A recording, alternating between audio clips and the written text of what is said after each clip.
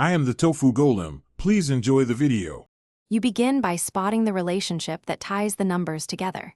List the sequence and test basic operations like addition, subtraction, multiplication, division, and simple powers. Once done, look for positional clues. First versus last digit behavior, alternation patterns, or grouping into pairs. Make sure to try both forward and backward directions because some analogies reverse roles. Keep notes as you test each hypothesis, so you eliminate wrong paths quickly and focus on the most promising. Now you test a promising rule against every example. Apply it systematically and mark where it fails. If simple operations fail, compute differences, ratios, cumulative sums, or digit sums to reveal hidden steps. Once you see partial matches, try two-step rules. Perform an operation, then adjust by adding or mapping digits. Make sure to compare results numerically and positionally so you can generalize.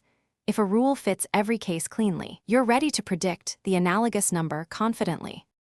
You finish by verifying the rule on a fresh example or by reverse applying it to confirm consistency.